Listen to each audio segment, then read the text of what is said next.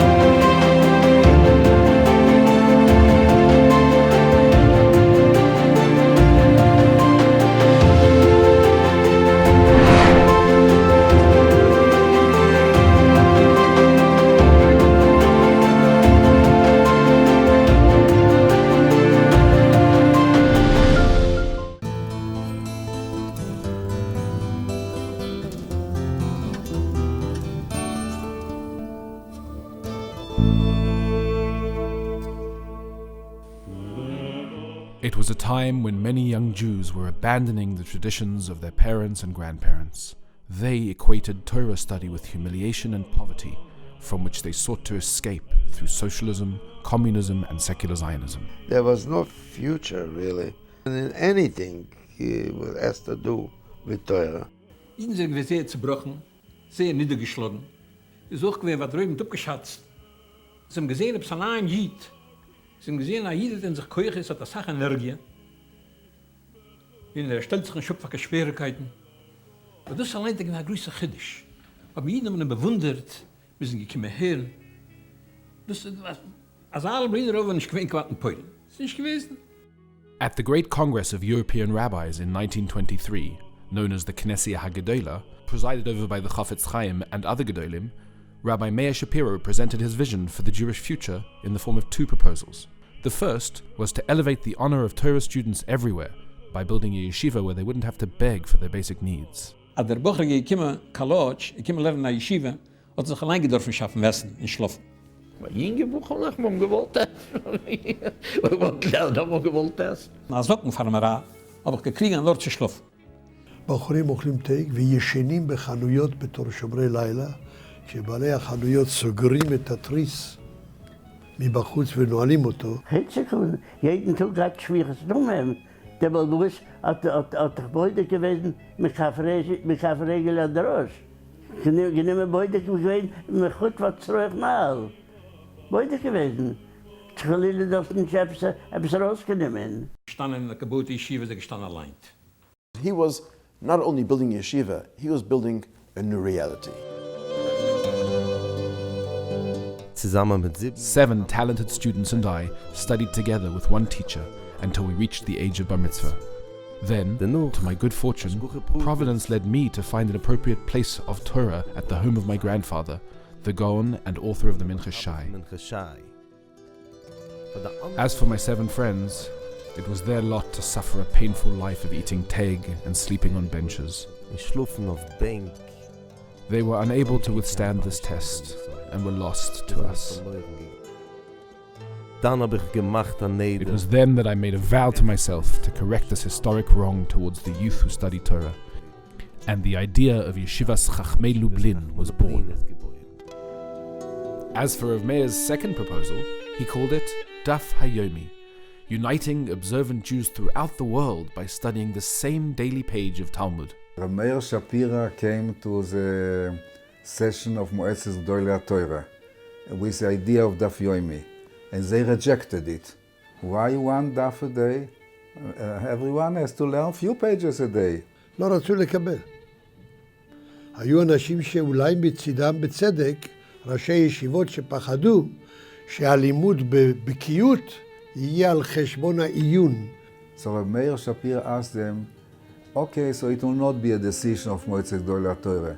Can I offer in my name? Said, this, yes, this you can do. To believe that such a dream became a reality, to come to the Metlife Stadium and to found almost 100,000 Eden celebrating Siyum Hashas, even the most optimistic dream of Lubliner Ruf, Rabbi Meir Shapiro Zitzal, wouldn't reach this climax.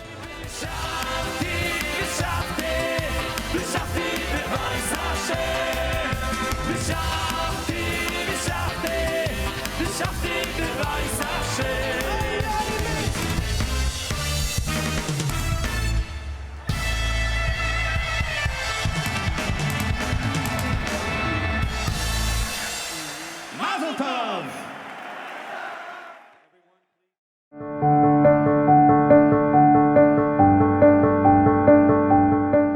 The Lefkowitz Mishpacha is proud to join the Agudath Yisrael of America and help sponsor this great celebration of the Siyum Hashas. We join in many wishes to the Mesaimei Hashas and their families.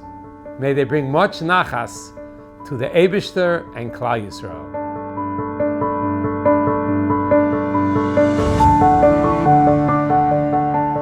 As a son of a Talmud of Rav Meir Shapiro and Yeshivas Chachma Lublin, who attended the first Siyum Hashas by Rav Meir, I am honored to wish Mazel Tov to all the Lomdei Mesaimei Hashas of this Machzor.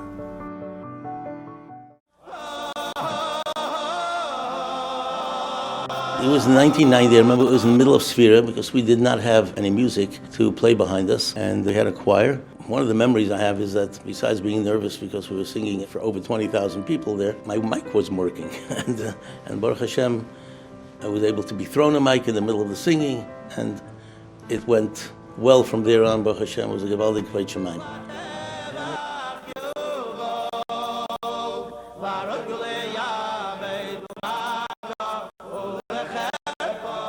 The Tanker Rav Zechron Levracha was a Talmud of the Yatzei Chaim.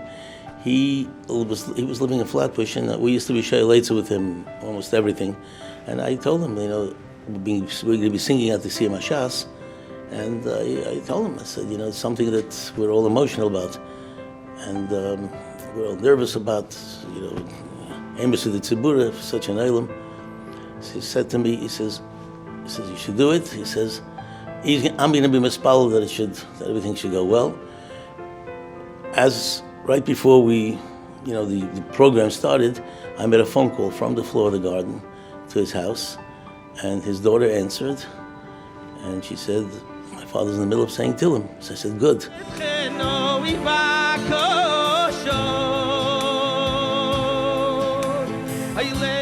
The next one was First Day Slichas, and the idea then was Machnisei Rachman. Perfect.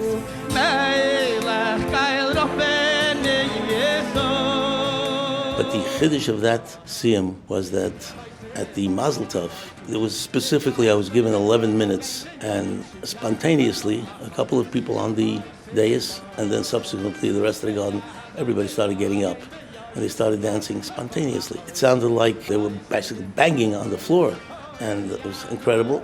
And I'm in my earphones, I'm being told by Yosef Chaim, holding, go on, keep on going, just keep on singing. It says 11 and a half minutes fell by the wayside. I think we went almost 20 minutes. So the next time it became scheduled, it was not the same, that's for sure. The next time, the niggun that we had chosen for that one was Rabbeinu Shalom, K'moshe Kovash Avram Avinas Rachman.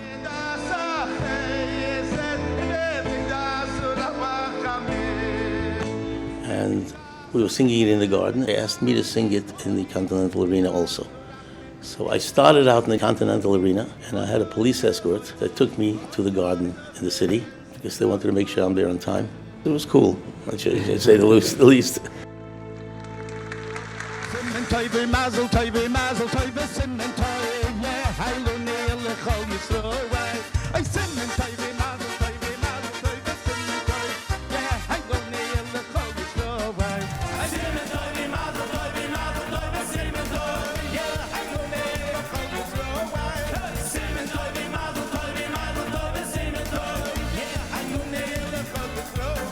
The Metlife Stadium was a complete different story. That one we had to be there the day before the practice. So we had a choir of a number of my sons, and we sang Kad Yasvin Yisrael.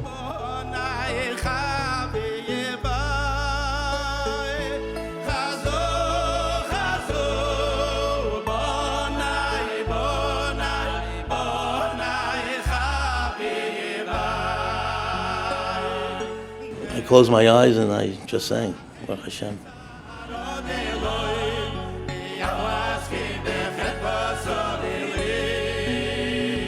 And then the Mazel Tov, of course, just, there again, of course, everybody started dancing, but you didn't see each other. It was so big, Baruch Hashem.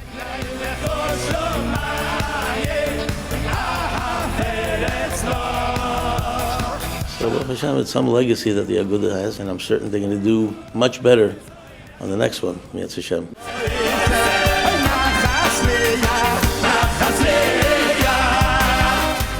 People think it's all about yourself. It's an obligation. It has nothing to do with who you are and what it is. You're singing for Klal Yisrael. It's not stam. It's not different than a drasha, really, in a certain way. Why? The drasha is delivering a message to Klal Yisrael, and you marry people with the right thing also. It's not just singing and I sang at the Siyum Hashas, that type of thing. It's an achrayus.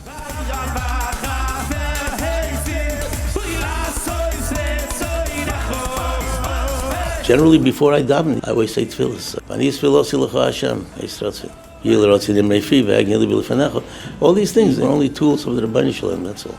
So the Siyum Hashas Mikolshkin, it's definitely a big achrayus, and you have to make sure there's to be a real Kvayt Shemayim out of it. We're all looking forward to it. Yes Hashem, we hope to be mishtatev to make the Kiddush Hashem that it should be.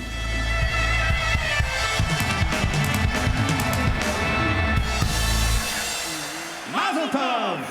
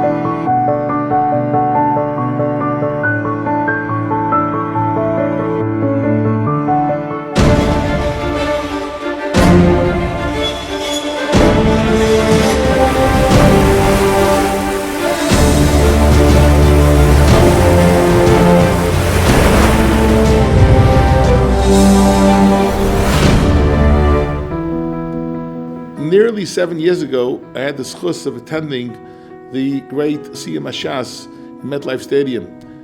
I had tried doing Daf Yomi many years ago, about 3 sessions ago, and I just was falling asleep late at night. I didn't have when to do it. Please understand, I have a shir to prepare for. I have 2 other Gemaras to learn in the Yeshiva Masechta. I have Shmusin to give, and I'm a little bit busy. But it just didn't happen then. And at this Siyum Hashas, there was a wonderful Kol Rum video, which had a plumber on there. And the plumber said, "This is my 4th time I'm finishing Shas." That was to me a tremendous wake-up call. I'm working in a yeshiva. He, the plumber, is finishing the 4th time. I never did it. I never had the schus of learning Mitzrayel as a bacher. First, many bachrim in those days didn't go, and second, I was home with my mother until I got married. So I didn't really learn Kachim Be'iyun. And Kachim was many parts of it. I learned certain parts of it, but many parts of it was foreign to me. I said, Bender, he, the plumber, finished 4 times, and you didn't do it once?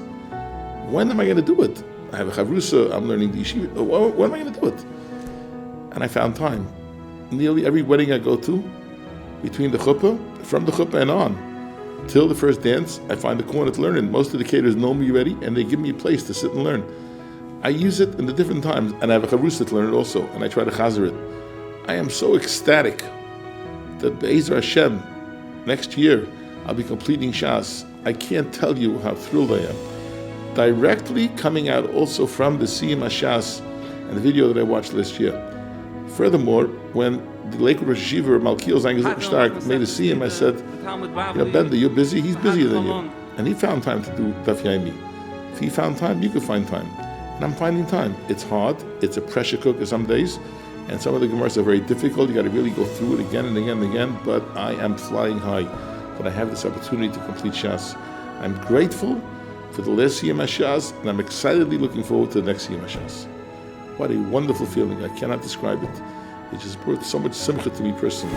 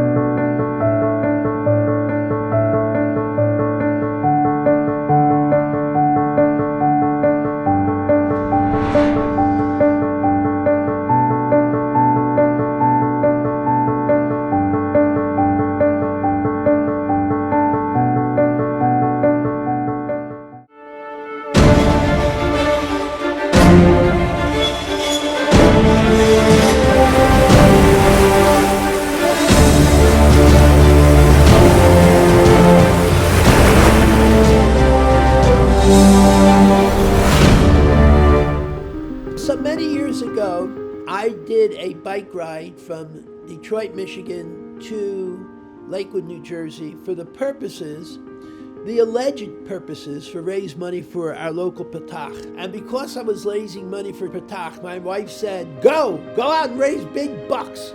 So I went, and in my bicycle, I had patterns, rear patterns, front patterns, right in the handlebar, and a foot pattern in the back, which was insulated. And in there I took, because I was going by myself, in bicycle jargon, it's called an unsupported ride. Totally unsupported, I'm going by myself. So I had to take tools, I had to take equipment, not only tubes, but I took tires, and of course I took clothes, a change of clothes, and I took my talis and tefillin, and I took a Gemara, and I took a Chumash. So I had to take the Chumash so I can keep up Shnai Mikra, and I took a Gemara to keep the Daf Yomi.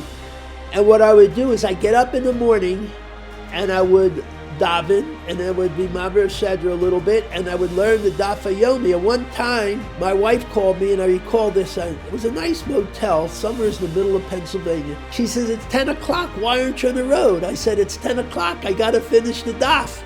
So I would hit the Daf as much as I could, and then I got out on the road, packed everything up, and then put on my minimum 50 to 75 miles that day. What you learn from is life has bumps in the road. There's always going to be bumps, and you got to keep pedaling. Keep your Gemara with you, and just keep on pounding away, and keep, Chumash of course, and keep on pedaling up the hill and into the rain. And then you come down on the other side, and you just keep on going.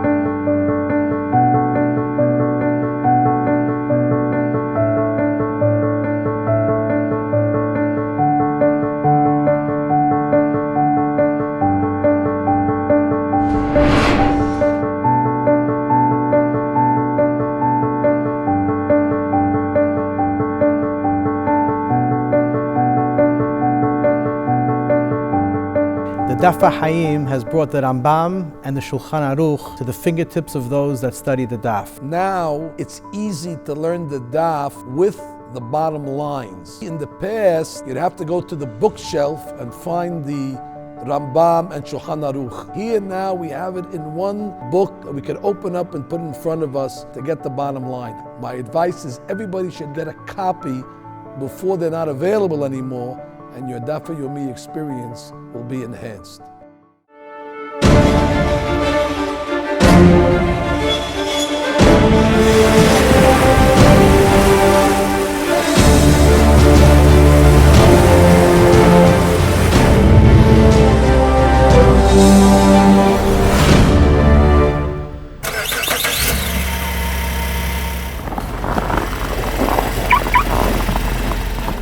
Time is 5:52. Moshe Weinberg, and we're on the way to Shul to learn.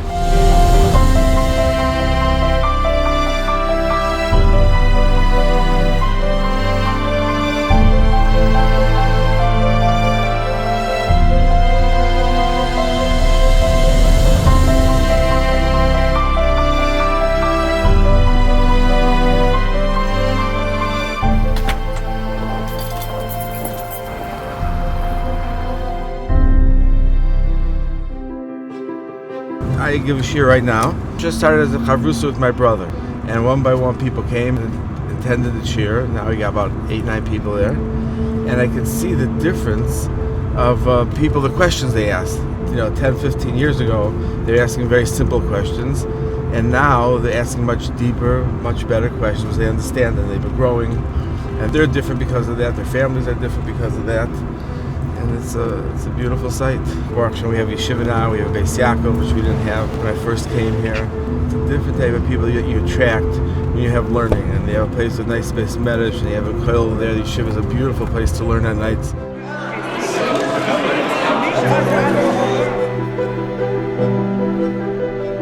11 or 12 years ago, I was in yeshiva with somebody from here, and I came here one summer, and I decided that this is the place I wanted to live.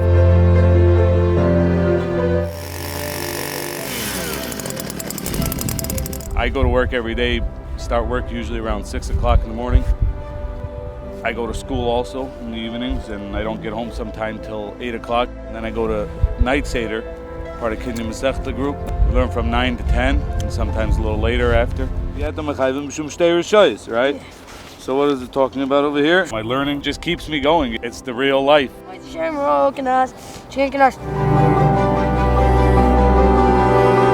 I've lived in Minneapolis for the last 8 years or so. I learn in the evenings during the night seder with the kollel 4 times a week, Monday through Thursday. It didn't start that way, of course. I think my first chavrusa was 1 day a week for half an hour. I'm a much different person now than I am when I first took on my first chavrusa.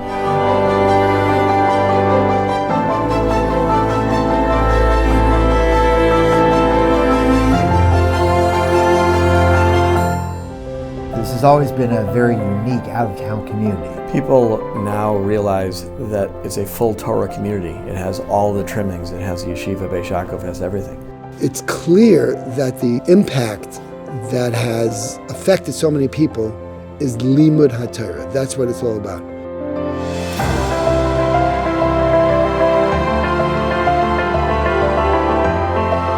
You feel the warmth, you feel the Torah just vibrating throughout the community. It's just so present here. And the learning is really the catalyst, because when you're learning, you're part of something bigger. I've heard this from so many people who visit. They're like, wow, I'm blown away by the warmth. It's real here. It's real when I walk into these walls. Yeah, Minneapolis is the place to go. The best place on earth. Couldn't have chosen a better place to live.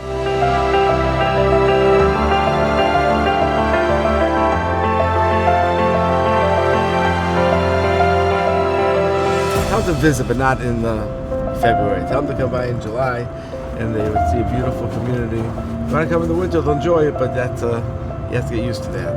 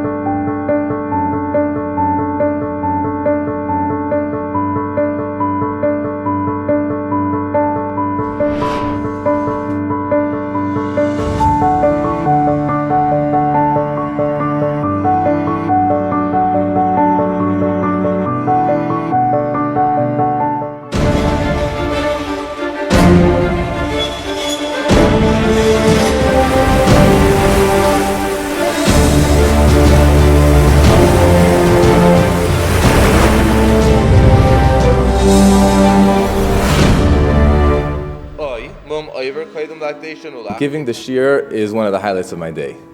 It's amazing. When I went into it, I really wasn't sure I could do it.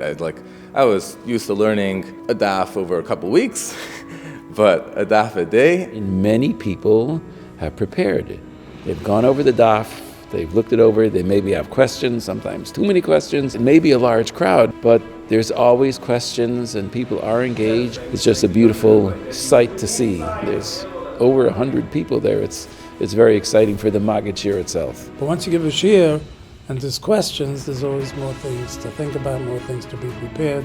And you also have limited time to present. That's the biggest challenge, is to be able to do it in a short range of time and let them walk away with something, with a fundamental understanding. You have to know as much what not to say as what to say. So you can have three possibilities. It's difficult to find the time during the day to prepare the daf. It takes time, and it's crucial to be familiar with the daf before I give it. I can't possibly give over a daf in 45 minutes if it's not fluent. If I'm, fumbling around during the day, very often it's not possible. Sometimes I end up preparing the daf at 12 or 1 in the morning. Sometimes I'm too tired. I go to sleep and wake up at 3:30, 4 to be able to make sure that I have, I have that time. So the responsibility that I know that tomorrow morning I am giving this year, come what may, I have to prepare it, that has been extremely beneficial. I don't take vacations. I really limit when I go to a simcha, whatever, either you have to come back before or I just skip it. I have to work around it. It's a great sense of accomplishment, both for myself and as well as the listeners, the learners. Gusto is our eating it, the problem is the truth.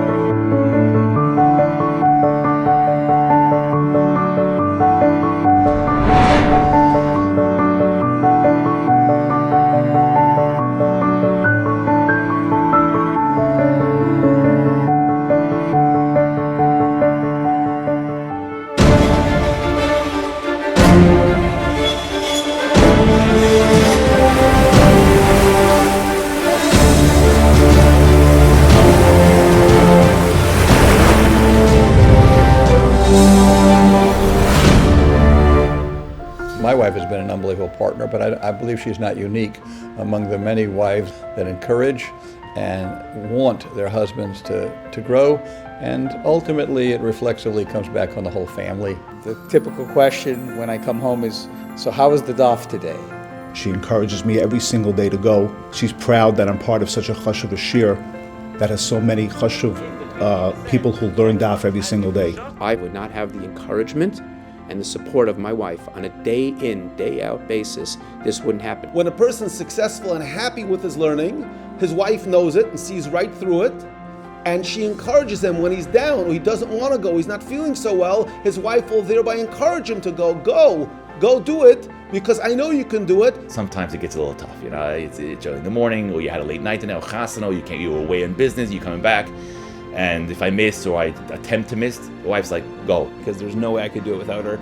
She's stuck with 4 kids in the morning, and my kids wake up around 5:30. So she's dealing with them all by herself. So all the credit goes to her. I work and she works the whole day. I'm sure she will learn. I should help more at home, and then she knows that when I learn, she in the kitchen disturb me, and it's all her credit. I'm home roughly about 20 minutes at night, maybe a half an hour at night, to eat supper, say something to one of my kids, talk to my wife, and I'm out the door. And only because my wife understands the importance of learning Torah and the importance of Daf Yomi and the importance of consistency of Daf Yomi, and am I able to do this, and that she runs the house. And I'm sure there's many, many, many other women in Klal Yisrael that have a chashivas for this, and if not for them supporting their husbands in learning and understanding that a balabas has to do this consistently, Daf Yomi wouldn't accomplish what it does.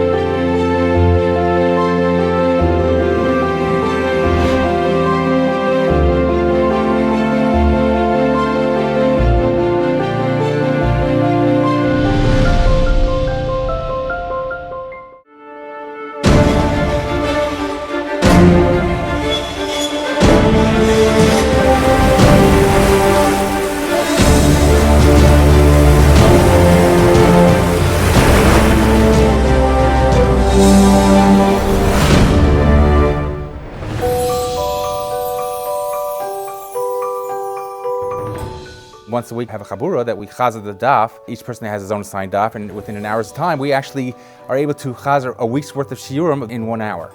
We have a chabura where we chazer over the daf yomi for the whole week, once a week. Everyone has a daf, and everyone's responsible for the same daf every week. And we each have about 8 minutes to go ahead and say over a daf and shakol v'tarya. And in an hour's time, we're able to go over the daf for the whole week. We want to leave the biased possession. If it happened in a year when there was both can't be machram all as the chazim. Our goal really is to go over the daf yomi. And the point is so that we just didn't go through it one time and then it's gone. We at least had a chazara over the daf yomi.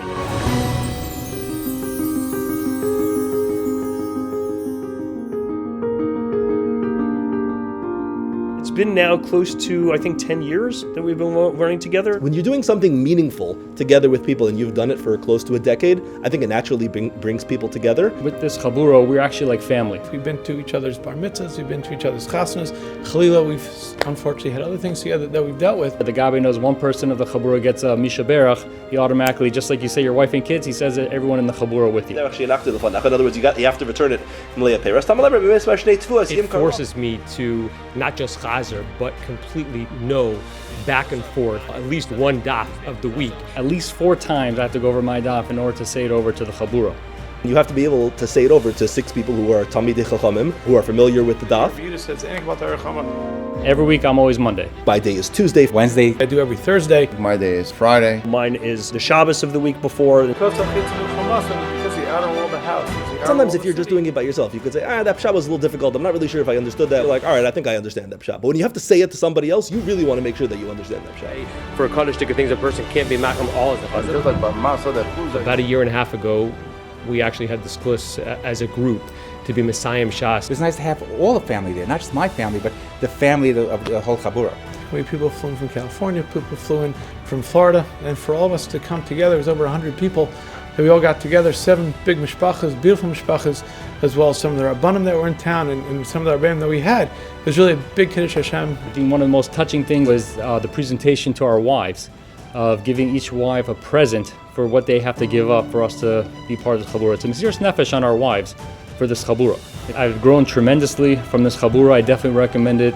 Everyone can do it. They just have to have the dedication. It really doesn't take much. It's not something that we have the trademark on. It's not copyrighted. You just really need one person to masader everything. And I think all it takes is 7 guys that want to get together, that have the achrayus and the schayvus to come together every Shabbos, and you can do it in every community throughout the world.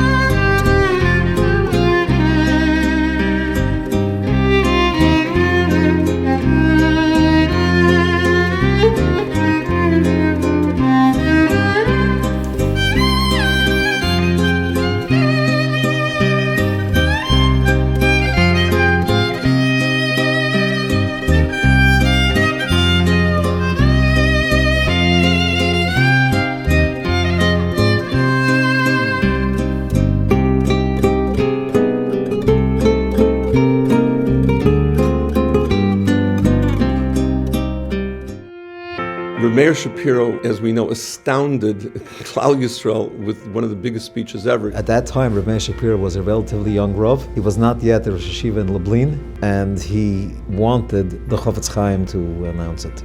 So the Chofetz Chaim said, let's work it this way. We'll start the session. You walk in late. I will stand up for you when you walk in, and everybody else will stand up for you to accord you the proper respect. And this way, when you get up there to speak, everybody will listen. When the Chofetz Chaim stood up, everybody knew that this person is somebody to listen to. And that gave him a lot of the koyach that he had. And he made the announcement about the Daf Yomi, which took everybody totally by storm. Rav Meir Shapiro felt that a Yid, no matter where he is or where he's going or where he's coming, if he has some common thing to talk about, to discuss in Yiddishkeit, that's going to be the glue that keeps Klal Yisrael together. And that's why they decided that if everybody's learning the same Blat Gemara, no matter where a Jew is on a train, on a ship, wherever Yidden go, they always have something to talk about with another Yid. It wasn't just happenstance, coincidence, that Rav Meir Shapiro got up at the first Knesset Gedolah of Agudath Yisrael and proposed that all Yidden from all different backgrounds should study the same daf the same day, wherever they may be. That wasn't just coincidentally that this was proposed from the podium of the first major Agudath Yisrael function.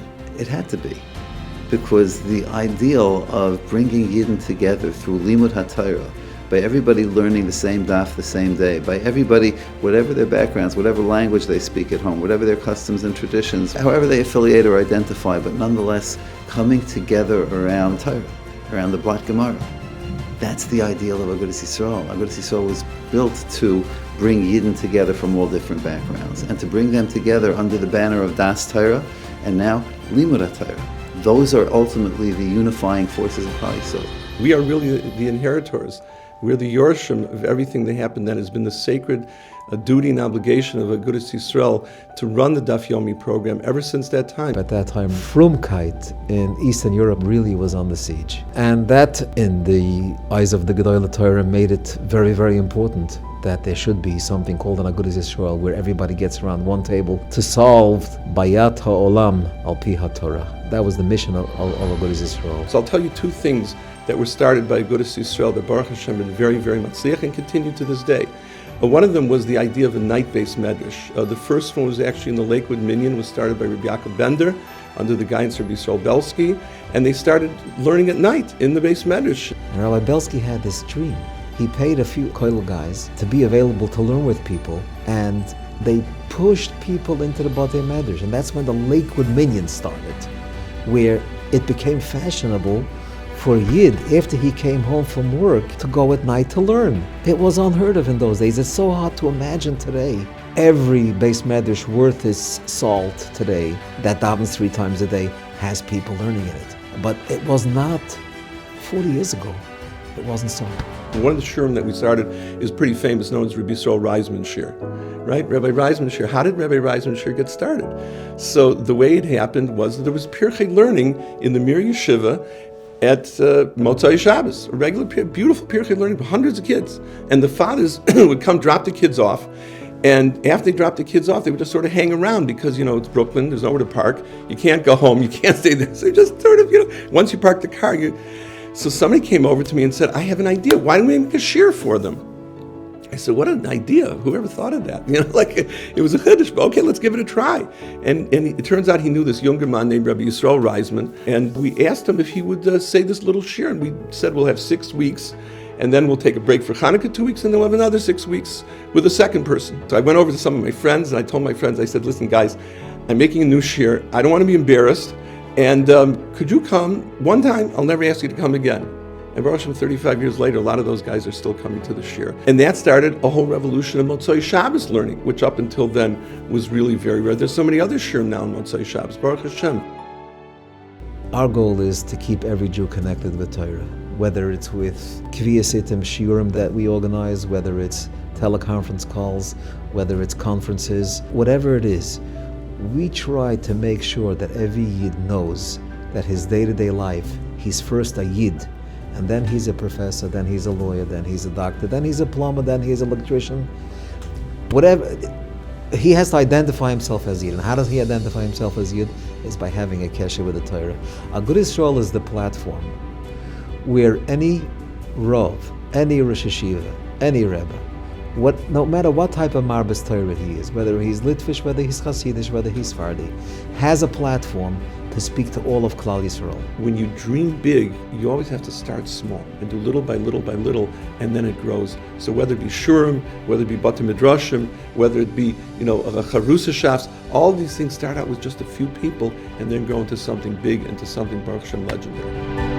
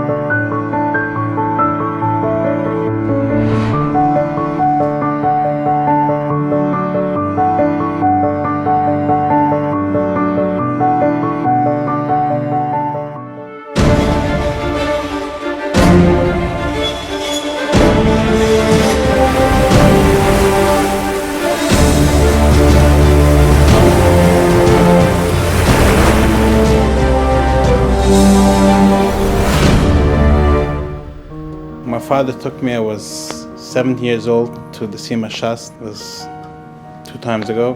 I was a bocher. And then when they made the Siyum, everybody got up to dance. I was standing there on the side. I didn't want to dance. I didn't finish. It wasn't my simcha. Then people asked me to come join them in their circle. I started crying, like it wasn't my simcha even. Why should I dance? But I made up. I met Shem. Next the Yom Siyum, I'll be a part of the dance. Baruch Shem, now I'm finishing the second time. We had attended hookup of 2 Siyums ago, and my wife and my kids the next day came and said, Abba, we really want you to learn the Daf Yomi. Said, and we'll get up and get to school and we'll make it easy for mommy. And my wife said, and I'll make sure that everything gets done so you have what you need so you can go ahead and learn in the morning. I used to learn in the morning, 20 minutes with the Rosh Koilo, and that's it. At night, maybe I had a chavrusa for a while, but I wasn't really interested. I was busy. One day, my brother calls me up and he says, Moshe, you know, they just started the Daf Yomi today. Why don't you come tomorrow? I said, you know what? Let me think about it and I'll be there tomorrow. And I started going, and it was a challenge. And I said, I'm going to do it. And now I'm about to finish the second cycle. And I could tell you that it changed my life. Don't wait. Start when you're in your 20s. When you're going to be 50, you'll be able to tell your children, your Einiklach, I finished Shas 5 times, 6 times. And that's a beautiful, beautiful record to have, you know, for forever. Try it, you will love it. Just start. If you find difficulties, try to figure out how to work around them, but don't give up.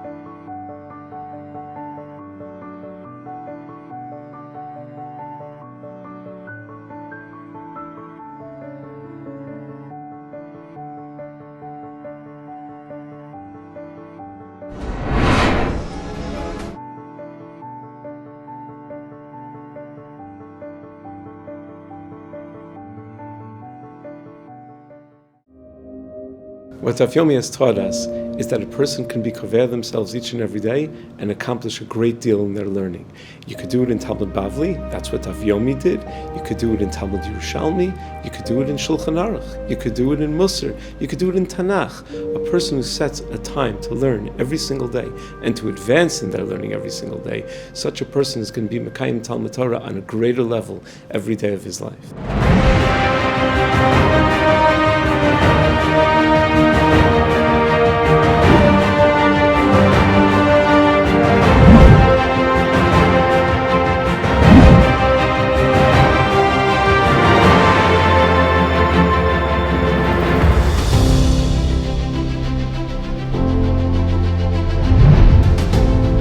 The Shifty booklets, it's giving you that information that you were learning in yeshiva, concentrated, be learned in a shorter period of time.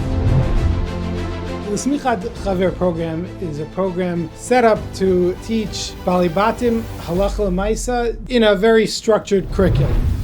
The Dirshu program, for me, getting up in the morning, being part of a Chabura, learning together, Masechtas, making kinyan Masechtas with the Chazar, with the Bechinas, really makes a big difference in my day and in my Tzuruviyat. I'm part of something much bigger. I may be learning just the first 10 blot, and together we'll finish a Masechta, or a Seder, or even Shas, Be'il. To be kind of Masechta, to know that after 120, this is my Masechta. Well, now I've been learning Daf HaShavua, and there's a special geschmack from it, and there's an incredible amount of material for any level of learning.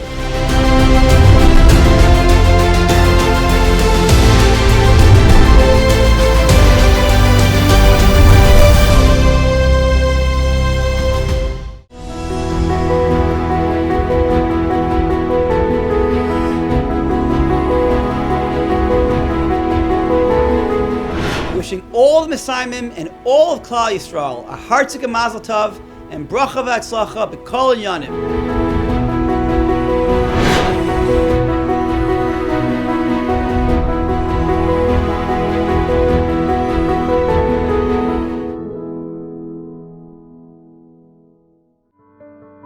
I want to wish Mazal Tov to all the participants in the Siyum Hashas.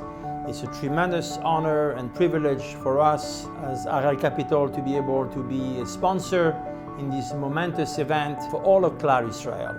And as we say when we do a Siyum Adran Alach, every participant in the Siyum should merit to come back many, many times to learn many Masechtot and to help improve Klal Yisrael towards Mashiach.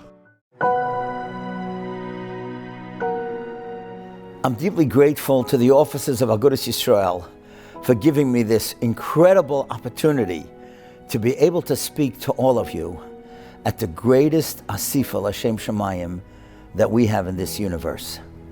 I'm thankful as well to Mr. Duvi Gross, who has been involved with the Siyum Hashas, for telling me this most remarkable story that I'm about to share with you. A number of years ago, in 1994, it was decided in Germany that they would allow a memorial to be built. It was going to be called the Memorial to the Murdered Jews of Europe. They had over 200 artists and sculptors in a competition to see who could come up with that ideal memorial that would represent the murdered Jews. It took a while, and eventually a fellow, Peter Eisenman, presented that he would have 4,000 gray slabs of stone. They looked like monuments, except there was nothing written on them. Some were tall, some were short, some were close to each other, some were a little further from each other. But it represented the nameless millions that Nebuch were murdered. And they were about to construct it. And then an incredible thing happened. A law was passed that when you make a memorial, it has to be wheelchair accessible. So they went back to the engineers, and through the computers, they had to figure out how many slabs could they put there, but there would still be available pathways for people, all kinds of people. They had to remove so many slabs that eventually the amount of slabs that are there today are 2,711. The exact amount of dafim in Shas. The Germans, Yamach Shemam, they tried to get rid of us. They tried to get rid of Torah. And yet now, every blot in Shas is remembered because that is really our life. And you know what occurred to me? Every one of us is a Masechta. You know, there are some Masechtas that are bigger and longer, and then there are those that are shorter. Every one of these Masechtas have Parakim, have chapters. Some are longer, some are shorter, some are more difficult, some are easier. And that's really what life is all about. We go through different chapters of life. Some are easier, some are harder, some are longer, some are shorter, just like every Masechta. This afternoon, at this tremendous Asifa, L'Kavod Shem Shemayim, and L'Kavod HaTorah, let us all make that commitment that we will make sure that we will learn every day, that we will make Shas part of our lives, and that, in a sense, we, as we wait for Tchias HaMesim, will revive the Torah in our lives and the lives of our children and grandchildren, the lives of our family, the lives of Klal Yisrael, so that Taka, we should be able to be Zeicha to the ultimate Tchias HaMesim and be reunited with all those that came before us, together with HaKadosh Baruch Hu himself.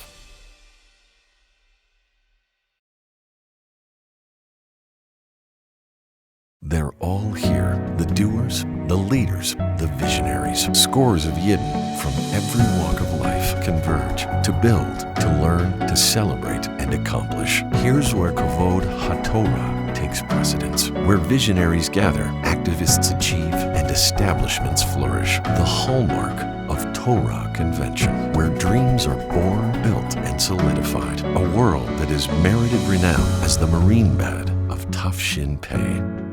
Crown Plaza, Stamford, where the Torah world concurs. It is a great simcha to join you here today at the greatest gathering of Kavod Shamayim in our times. On behalf of the Board of Directors of United Refuah Health Share, we wish all of them a Siyum Hashas and Loim Dei Daf Yomi a heartfelt Mazel Tov. May we all be zeichet to continued growth in Torah and Avodas Hashem, and merit being Mekabel Pnei Mashiach Tzidkenu B'mheira V'yameinu Amen. Mesechtois usforim אחרים ולסיימום כשם שעזרתני לסיים מסכת זו כן תעזרני להשכיל מסכתויס וספורים אחרים ולסיימום ללמוד וללמד לשמוע ולעשות ולקיים את כל דברי סלמוד תורתך ביהבו ללמוד וללמד לשמוע ולעשות ולקיים את כל דברי סלמוד תורתך ביהבו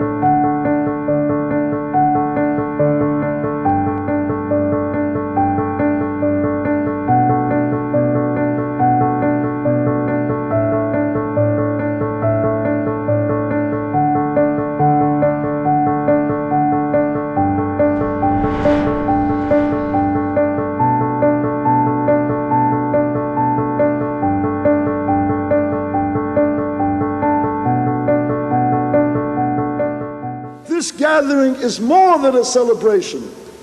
It is a powerful demonstration for the nitzchias of Torah that Netzach Yisrael lo yishaker. Before the Siyum Hashas in 1982, Rabbi Sher sent Rabbi Besser, Rabbi Borchardt, and I accompanied them to the Felt Forum. That was before Madison Square Garden, way back when. And we stood at the previous Siyum at the Manhattan Center, and here we were looking at something which had over 5,000 people. And we looked at a stadium that just seemed so enormous and so immense, and the three of us were just looking up in awe. How are we going to fill this? And we came up with all sorts of ideas. We'll put tarps over some of the seats and say it's under construction, so we shouldn't be embarrassed. We didn't know what to do, and it was really a leap of faith to do it, but Rabbi Sher really wanted to do it, really encouraged us to do it.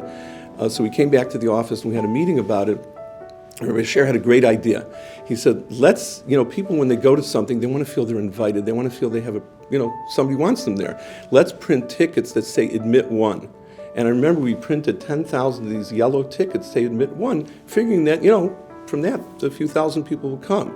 Well, it turned out that Rabbi Sher was right on target, and all 10,000 showed up. And we had thousands of people standing outside with these tickets yelling, I've got a ticket, I can come in.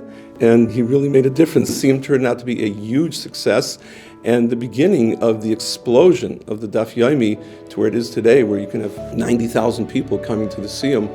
And it's just a few short years ago, 5,000 was considered woo.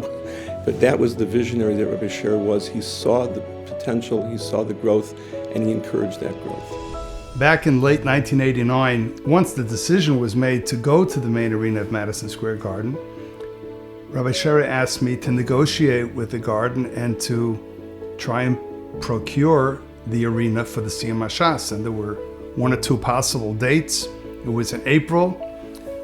Make a long story short, I called up the garden. I found out that Ringling Brothers and Barnum and Bailey Circus had the arena and the entire garden for the entire week. So I went back to Rabbi Sher and I gave him the bad news, but I said, Rabbi Sher, I see that the garden is a Gulf and Weston building. I also know that Olympia York was involved somehow or another, Gulf and Weston, and that I read they were negotiating with Madison Square Garden to build a new Madison Square Garden over at the rail yards. So I said to Rabbi Sher, perhaps if you call Moshe Reichman, maybe he might be able to have some sort of suggestion. Well, Rabbi Sher called Moshe Reichman. 1 or 2 days later, the president of Madison Square Garden was over at Rabbi Sher's office for lunch, and they met for an hour or so. He walked out. I ran into Rabbi Sher. Well, Rabbi Sher said, well, it went very well. He says the circus does have the arena. However, by contract, Madison Square Garden is permitted to buy out the circus. And he said to me, if you're ready to buy out the circus, we'll be ready to give you the arena. And guess what? We bought out the circus. And if you want to know the proof of this, look at the pictures of the roof in the 1990 Siyum, and you will see the trapeze, the swings, and the netting attached to the top of the roof, of the multicolored roof, the orange roof at Madison Square Garden. In fact, we made sure the elephants were fed right before the Siyum so that they shouldn't make any noise during the Siyum. Of course, the overriding concern that he always had was to make sure that whatever we did brought out Kiddush Hashem. When we did the first Siyum at Madison Square Garden in 1990, which was the first time that anyone ever did something on this scale for a Torah event, the president of the garden, we were meeting and having what we call the postmortems afterwards. He said, Rabbi, I don't know why you don't study 2 pages a day and do this again in 3.5 years. Why do we have to wait 7 years? He spent his life building up the image of Torah Yiddishkeit in America. He wanted the world out there to respect the Torah community. That when we do an event, when we have something that's massive, that we're going to dot our I's and cross our T's, to make sure everything was planned and executed meticulously. People come, January 1, Be'ezus Hashem, 90,000 people are going to walk into Metlife Stadium. And a good many people are going to think that this just happens. And Rabbi Sher taught us in everything that we did, not just in the Siyum Hashas, things just don't happen. If you want them to happen right, you have to do it like your life depends on it. I very rarely saw Rabbi Sher cry. Once I saw him cry from joy when he walked into Madison Square Garden in 1990 and looked at 21,000 empty seats, and knowing that a few hours later, those are going to be filled by Jews who are going to come together to celebrate the Siyum of Daf Yomi and to say Shema Yisrael together. Rabbi Sher lived in difficult times. Rabbi Sher lived at times when people did not believe Torah could grow in the United States, but he didn't believe that. He had Rabbeim who taught him that Torah grows in every land, even in the United States of America. And he worked and fought to see that Torah can flourish here in so many different areas, in so many different ways. Rabbi Sher and Agudath Yisrael had worked to see, as they saw the Daf Yomi as an example, he used to point to 300 people in the Beis Yaakov and Borough Park in 1969, 1,000 people in Manhattan Center in 1975, 5,200 people in Feld Forum in 1982, and now in 1990, The main hall of Madison Square Garden, 21,000 people were going to come together to celebrate the Daf. It was a vindication of all his work. He cried in joy. And as a result of this inspiration, Be'ezus Hashem, tens of thousands of new Lemdei Daf Yomi will be created. Rabbi Scherer was an ideologue. He believed in Agudath Yisrael. And he used to say that it wasn't just happenstance, coincidence, that Rav Meir Shapiro got up at the first Knesset Gedolah of Agudath Yisrael and proposed that all Yidden from all different backgrounds should study the same daf the same day, wherever they may be. That wasn't just coincidentally that this was proposed from the podium of the first major Agudath Yisrael function. It had to be, because the ideal of bringing Yidden together through Limud HaTorah, by everybody learning the same daf the same day, by everybody, whatever their backgrounds, whatever language they speak at home, whatever their customs and traditions, however they affiliate or identify, but nonetheless coming together around Torah, around the Blat Gemara. That's the ideal of Agudath Yisrael. Agudath Yisrael was built to bring Yidden together from all different backgrounds, and to bring them together under the banner of Das Torah, and now Limud HaTorah.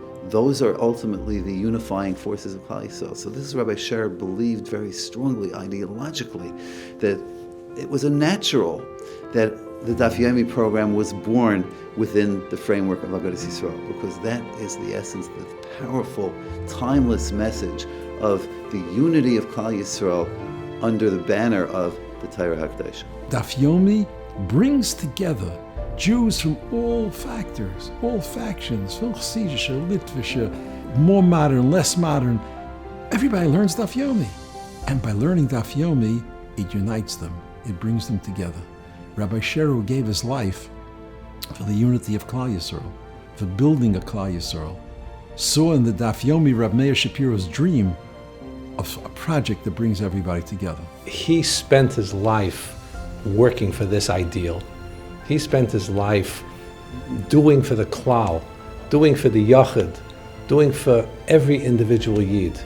And Daf Yomi Torah learning was highest on his priority list. Rabbi Scherer would have nachas ad beli dai to see the tangible presence of Rabbi Scherer's vision in everything that's being done in today's Siyum is something I think is very inspiring. Oh, would Rabbi Scherer be shefing nachas as he sees the growth of the Torah community, the growth of Agudath Yisrael, the growth of Daf Yomi, the learning of Torah.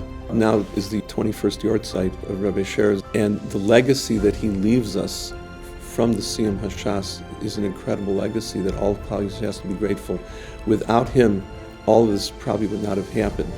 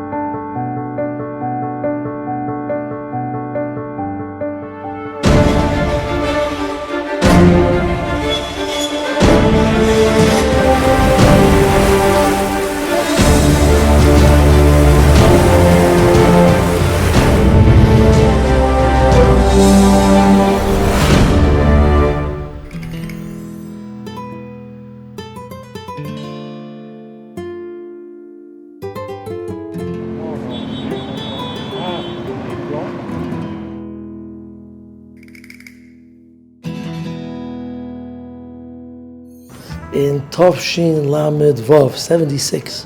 My father, Zechariah Levracha, was approached by a group of Balabatim that they wanted to make a stronger school. And he told them, listen, if you want to have a school, a kollel is something you have to have. And they said, a kollel? Kollel Chacham, that's for Bnei Brak and Lakewood, not for Mexico.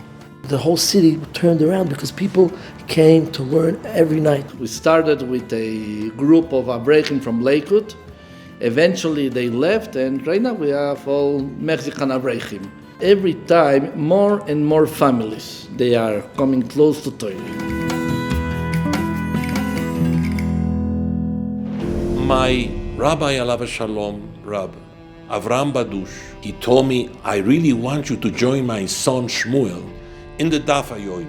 I really didn't know how to learn. I could read Hebrew very well, but I didn't understand the depth, the understanding of the Gemara until I started to go on the Daf Yomi. I didn't grow up religious. I'm a Baal Tshuva. I grew up in a secular school. And every day, you know, this thing keeps me really religious. Básicamente, ¿qué es lo que estamos diciendo ahorita? Ahorita estamos diciendo que I learned Gemara in the yeshiva when I was younger. And so I really started when saying, you know, I want to do only Hazarot. And then I said, you know, let's just keep going. And I've been doing since, 6.5 years. So this is my second time. I started 14 years ago. Baruch Hashem, I've been studying the Daf Yomi for the past 30 years. I wake up in the morning, I go to the shul, I daven, and immediately after davening, I open in my car the recording of the Daf Yomi, and I started to get acquaintance with the new Daf. When I go on trips, I try to do it in the mornings. When I'm in Mexico, I have a seder with my brother. So we learn at 7:30, from 7:30 to 8 o'clock. There's no being tired, there's no vacation, there's no Yom Kippur, no Tisha B'Av, there's nothing. You got to do the Daf Yomi. To be honest with you, in business, I will not go into the office if I don't do the Daf. Even though you can see I have a gallery here, and this is my parnusia, I make a living, this is only a compliment for me. Actually, learning Daf Yomi is the main task that I have in life.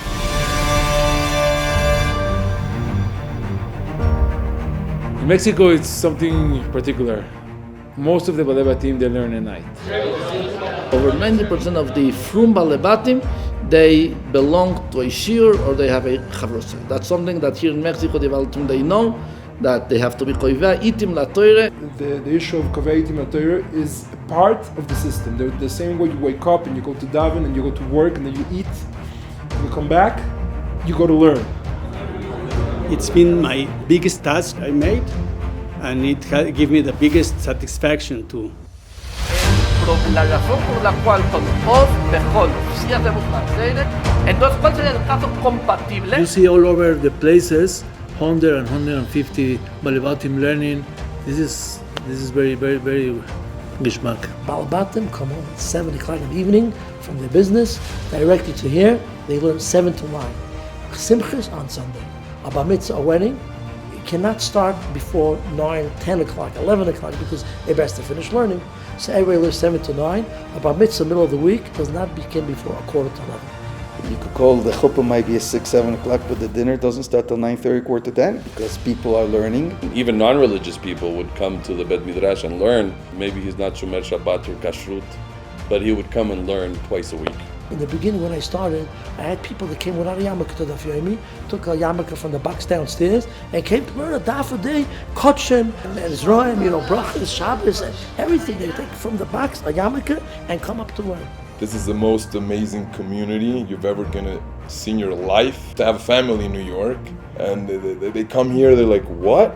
This is Mexico? This Balebatim learning Torah? They don't understand. They wouldn't believe it. They think that the Mexicans are still driving horses or donkeys or whatever. It's a completely ball game. Mexico is a city of Torah, it's a city of Daf Yomi, it's a city of good kosher restaurants, shuls, everything. This city, Baruch Hashem, doesn't miss anything.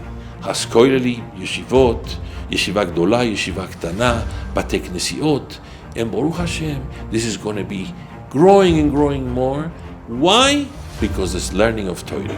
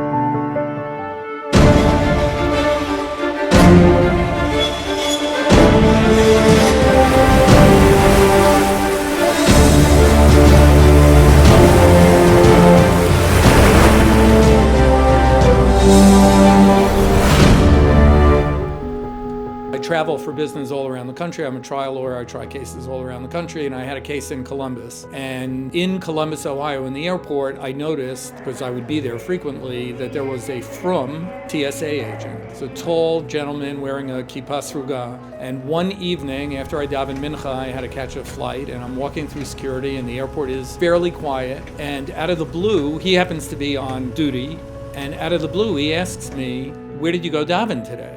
I told him the name of the shul that I went daven, and he said, "Did they learn the daf?"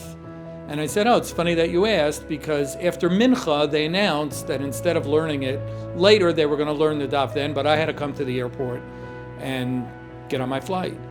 And he said to me, "You know, I went to shul this morning and I did not understand the daf." I said to him, "Oh, I have about a half an hour. Why don't I explain it to you?" And it was, I still remember, it was Davar Sheina Miskaben, it was a Gemara in Shabbos, it was a Machlokas Reb Yehuda and Reb Shimon, and here I am standing on a TSA line, and all the other TSA agents are looking at these two people with yarmulkes, talking about something they have no idea. And they're looking, and I just looked at one of them and I said, "Oh, it's Jewish geography." I finished explaining to him, caught my flight, came home. Came back, on Shabbos I learned with Rabbi Eli Reingold, who's the Rosh Kollel, and I tell him the story. And he says to me, "You know, that is exactly what Reb Meir Shapiro had in mind." And he proceeds to tell me, Reb Meir Shapiro dreamt of two Jews who didn't know each other, who met each other on a train, had nothing in common, didn't know each other's names. The one thing they had in common was they had Daf Yomi. He said, "You have lived the dream of Reb Meir Shapiro."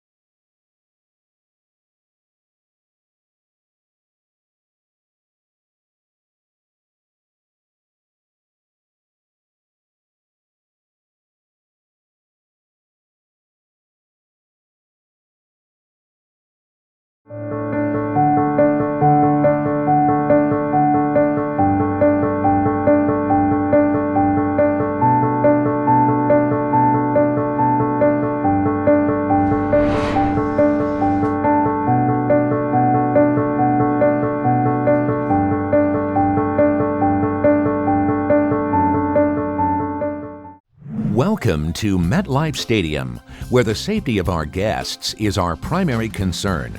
In the event of severe weather in our area, it's important that you fully understand the relocation plan for the stadium. Those seated on the field should calmly walk to the nearest tunnel, taking shelter in the service level, lining up on the ramps at the end of the stadium, or using the field stairs, and make use of the unoccupied seating areas behind the stage to take shelter. Guests seated on the 100 concourse, sections 101 to 149, please walk up or down the aisle to exit the seating area and take shelter inside the stadium. Please do not congregate near the exits as others are leaving the outdoor seating bowl area. Sections 207C to 220C and sections 232C to 245C. Please proceed to the nearest exit by walking up the aisle and take shelter inside the stadium. Sections 220A to 232A and sections 245A to 207A. Please proceed to the nearest exit by walking up or down the aisle and take shelter inside the stadium. Those seated on the 300 concourse, sections 301 to 350, walk up or down the aisle to exit the seating area and take shelter inside the stadium on the 300 concourse. Please do not congregate near the exits as others are leaving the outdoor seating bowl area. You should also use the space on the ramps at the end of the stadium. Guests seated in the suites levels should remain inside. Guests with disabilities and those who may require additional assistance in the event of an evacuation, please notify a member of the event staff. Elevators and escalators will be used during a relocation. Event staff will be available to guide and assist you as you calmly take shelter inside the stadium. Thank you for being prepared in advance to respond calmly in an emergency.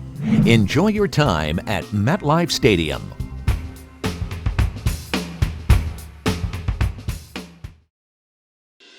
I attended my first Siyum way back in the 90s when I first came to this country, and I never looked back ever since. This was, for me, a tremendous revelation. And I was mesmerized to see so many Jews gathered together in one place and to celebrate Limud Torah as a whole. This got me thinking really way back then in trying to participate in a much greater way than just coming as a spectator. Everything we do is imbued with Yiddishkeit in some way.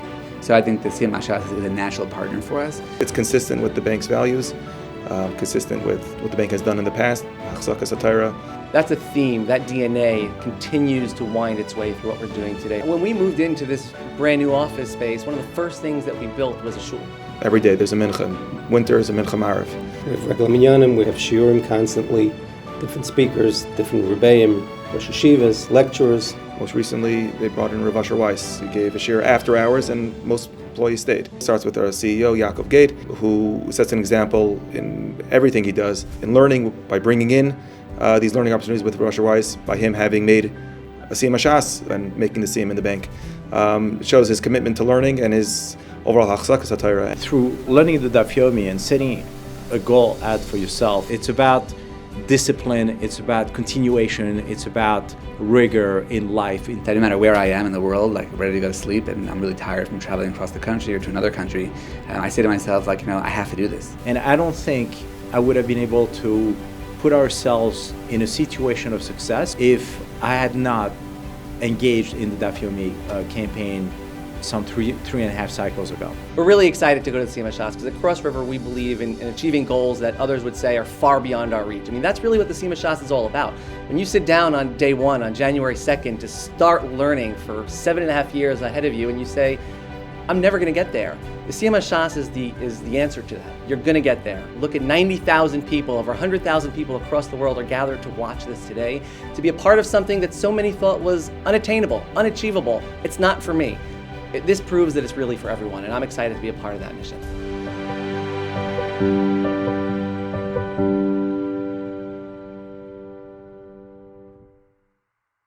My son was impressed at the last Siyum Hashas by Rabbi Fran's speech. Prior to the last Siyum Hashas in 2012, I was totally frum person, raising a frum family, but not what I'd call very inspired or very, connected to learning on a daily basis. Probably drifting a little bit, and ruchnius would be a good way to say it. The last Siyum Hashas, Mom has changed my life. I would specifically point to Rabbi Fran's speech.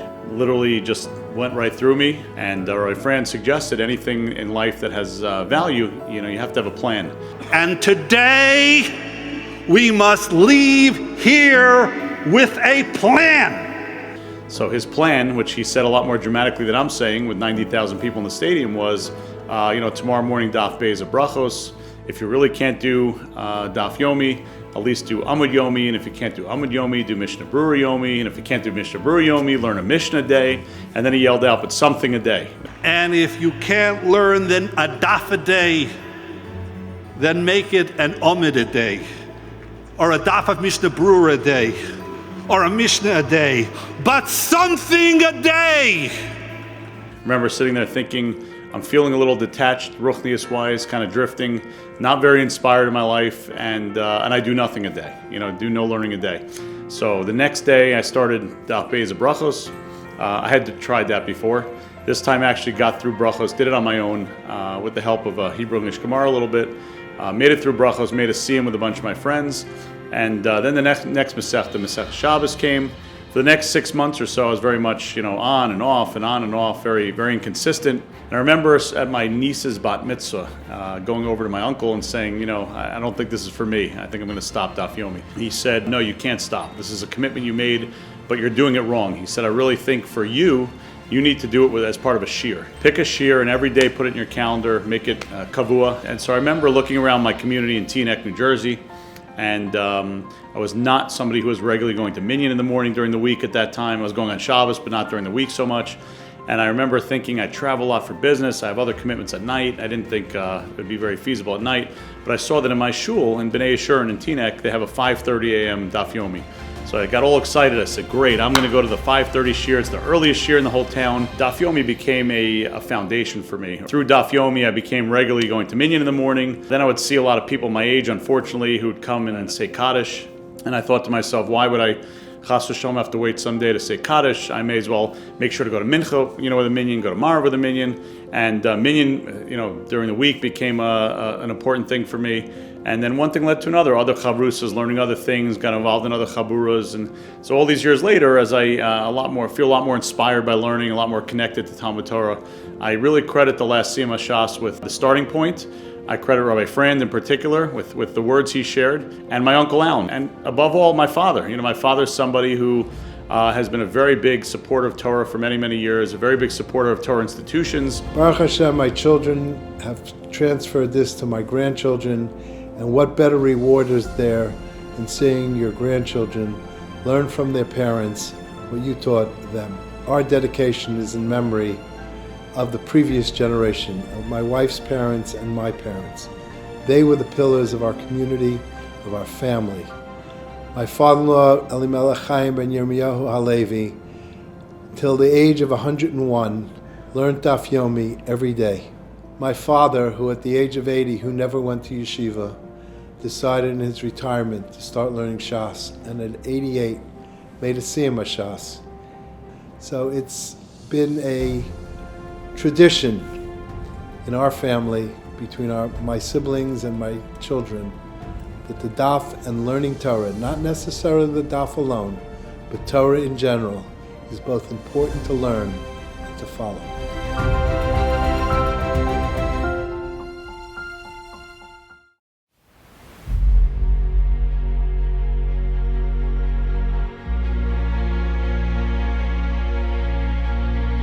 "96 years ago in Vienna, Gedolei Yisrael from around the world gathered at the Knessia Gedola of Agudath Yisrael, flanked by the Chavetz Chaim, the Imri Yemis, Rav Chaim Oizer, and others. Rav Meir Shapira proposed a revolutionary idea: to learn one daf of Gemara every single day. Klal Yisrael would be unified by Torah, literally be on the same page.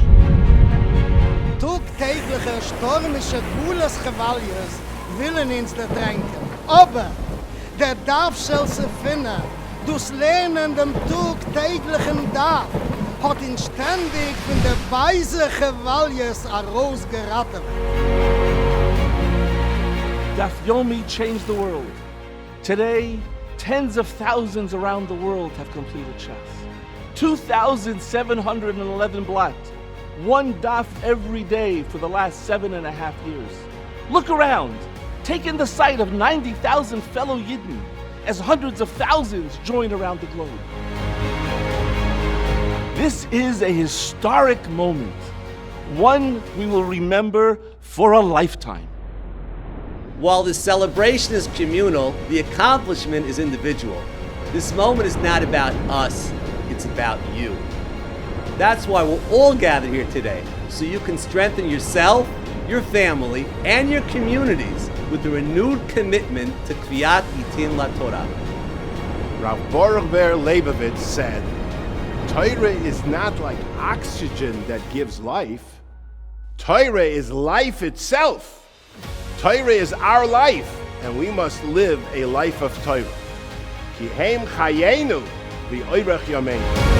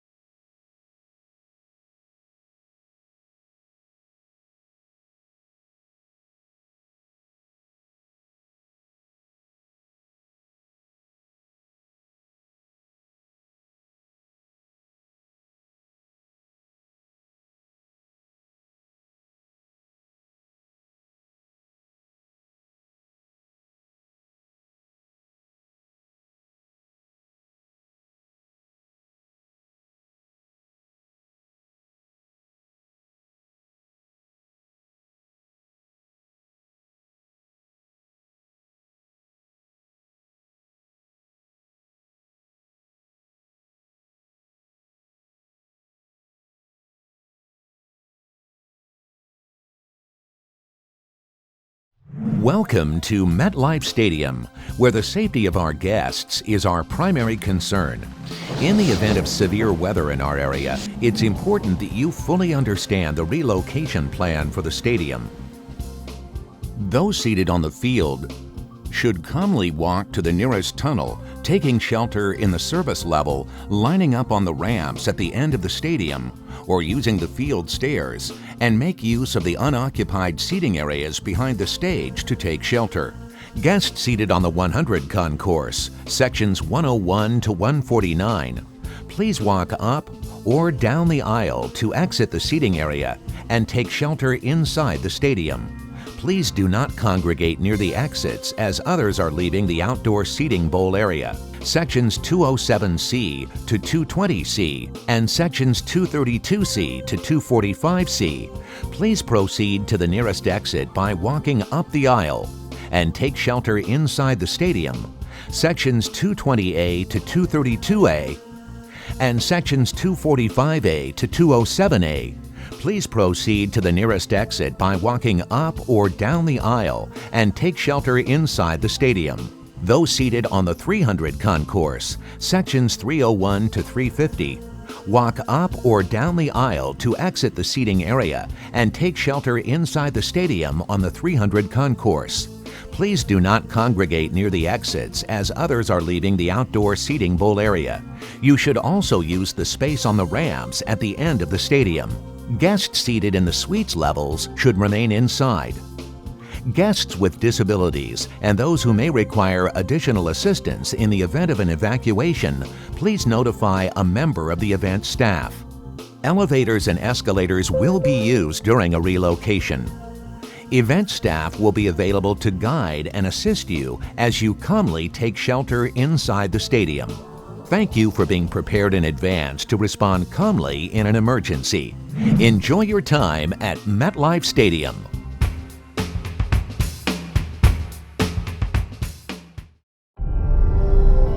We wish all the Messiahim a huge Mazel Tov. In the zechus of all of our Limudat Torah, we look forward to joining together once again for the 14th Siyum Hashas in Yerushalayim HaKodesh with Mashiach B'mheira B'yameinu.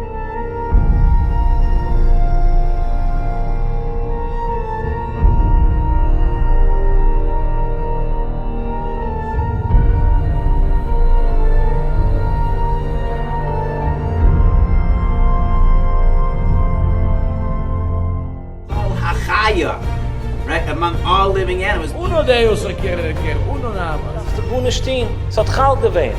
And the second one came out naturally. What you need to nullify membrimino. Right. De la mascota de la remora se entiende que es gibt cosas que si le noite גם היום לפעמים ישנן דרכיים וכמי מהדומו earth אין יחס למעלה ואין יחס למטה, בחזה אין יחס למטה ואין יחס למעלה. there was a story with one person ששיגר לחברה. בוא נגיד הוא זרוק את חטאת. אז לא יש לי לזרוק את חטאת עליהם. Not the newly, not into the nadav. ננסה לתרגם את זה למציאות של היום. That's what makes sense. That's what it has to be. You support it. Exactly this. So he thought maybe he's being honest over here. He said to myself, being honest to him, I want to. Cheers. We're inside of the middle of the line. As we head back, whether or not a treifa is going to live. Goes in Goy and says, I need a Actually, and then you take it from the anybody that he's shechvazeh or bitameh has with the problem. It's not very good. We don't have to worry about buying. שלנו עוסקת, מה שאנחנו כן מסתפקים כאן, הסוגיה שלנו עוסקת בנושא הזה. So therefore, that's even השפבה והעיסוק ובעשוי, מכאן מה. That's your karma. Kapara Gemut. Right, what it's talking about. 9 years and 1 day. Shabbat. Walking Chalal. Regular Chulin. Mum, it's by the hair of לפי למי שאומר שיש מעיין טמא ומעיין טהור. מים מטמא לך ביד. previous birth. So there's no way that these young animals. I mean, if you did it in light, She's included, and if he was an ani, he'd also have worse nice amazing. The shita is that worse nice. למה? בשביל דמים, ואני בעלי דמים. תגיד לי, איך אתה עושה דבר?